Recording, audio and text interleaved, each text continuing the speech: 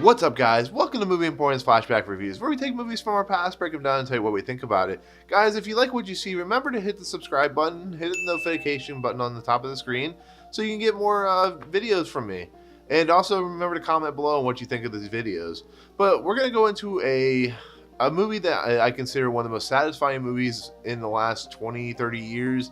It's fun. I see it about once a month. It's just overall just a fun, entertaining movie. And it won an Academy Award for Best Supporting Actor. And of course, that movie is The Fugitive, which was it's a remake it's based off a TV series from like the 60s or 70s, where it's about a guy who is framed for the murder of his wife. He goes on the run, the police are after him, and he has to solve the crime of who murdered his wife, trying to free his name, and it boils into like a cat and mouse chase almost. And in this movie, we got Harrison Ford as Richard Kimble. His wife is played by Celia Ward, has been killed. He's been framed for the murder by what he's calling the one-armed man, who's actually played by Andreas Costales. And he is basically going to be sent to prison for life and so on and so forth. And during a prison break in a bus, which crashes and almost gets hit by a train, Harrison Ford is able to escape, and he goes on the run to, like I said, free his name. And in the process, he's being chased by Tommy Lee Jones' character, who's like a bloodhound. He is very good at what he does. He's captured a lot of people who have escaped. And he has this great crew of people played by Joe Pantoliano, Daniel Roebuck, L. Scott Caldwell, Tom Wood, who are like his right hand, his cronies almost, and they're very good at their job.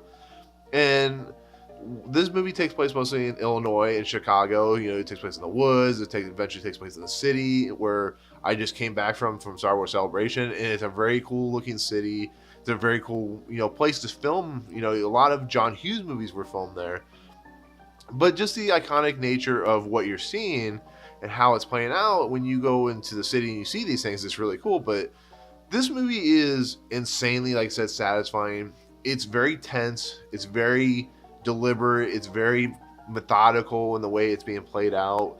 Harrison Ford is at his best here. With the fact that he didn't get an Oscar nomination for this role is insane. Andrew Davis's work as a director in this movie is fantastic. This movie got Best Picture nomination for a reason, and that was the reason because everything just clicks in this movie. And it's all hinged on whether Harrison Ford can figure out who the framer is.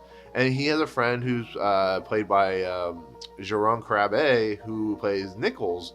And Nichols was his friend and colleague, and he's in the middle of dealing with a patent for a drug. And that whole scenario plays out, into a why is people that Richard Kimble had known, why is it being affected with his murder framing that he's been involved with? But there are so many iconic scenes in here. There's the one where Kimble goes into the water, like a hydrone or dam of some sort, and he's being chased by Tommy Lee Jones. They found him, and he's at the very precipice of the fall right there, and Tommy Lee Jones has his gun pointed at him, and Harrison Ford goes, "I didn't kill my wife," and Tommy Lee Jones goes, "I don't care." And of course, Harrison Ford jumps off the dam into the water below, and Tommy Lee Jones is smart enough to know he's probably going to survive. I mean, even if he doesn't, they're going to find the body. And that's why Tommy Lee Jones is so good in this movie, because he is very good at, giving that charisma, giving that feel of realistic, detective work. There are scenes where, Tommy Lee Jones, and they're trying to figure out where he's at, and he's getting very frustrated, but then Harrison Ford calls Tommy Lee Jones's people, or no, he calls his friend or whatever he's talking to, and they hear the L train, which is the train system in Chicago, and they can tell where it's from just from the bells that are ringing in the background, and it's stuff like that. It's so satisfying in storytelling, and I love this movie so much. I don't know why it's not in my top 10 because I watch it so much, but Harrison Ford he's a guy that is very under the pressure of just having to evade everything. The way he's evading stuff is just mesmerizing to watch.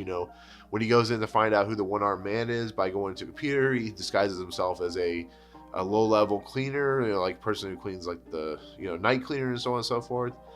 and he does that with style, and then he runs into Julianne Moore's character, but he saves a kid's life in the process.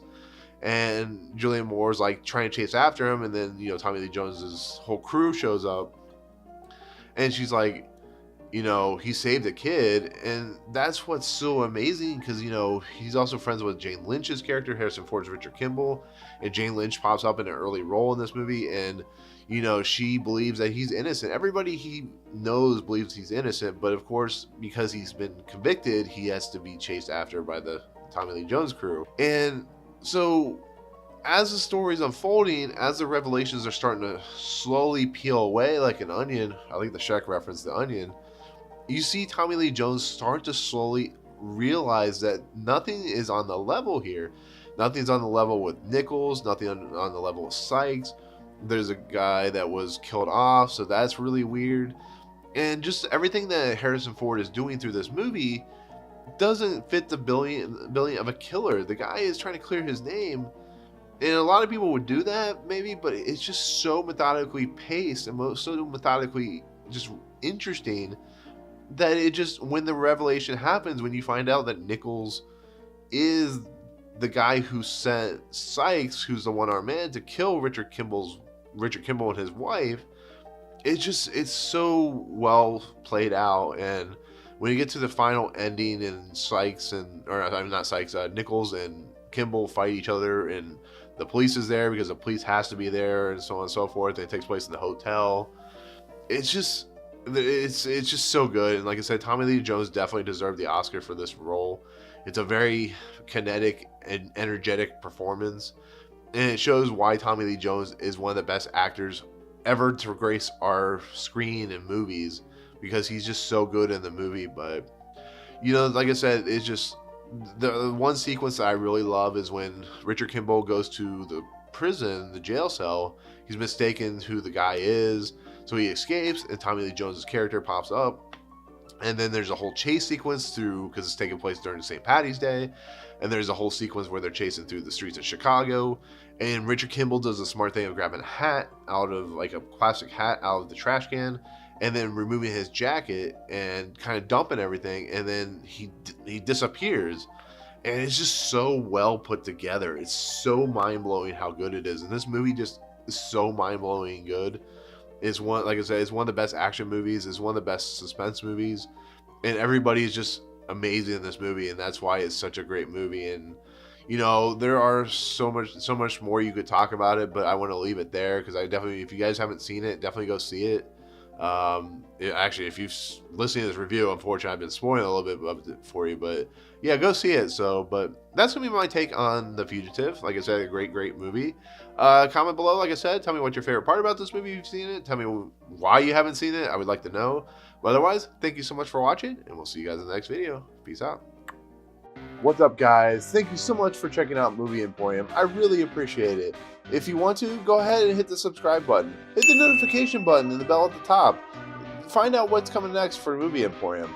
Also, check out these 2 videos. They're amazing. I think they're awesome. I think you'll enjoy them too. But otherwise, thank you so much for watching, guys. We'll see you next time.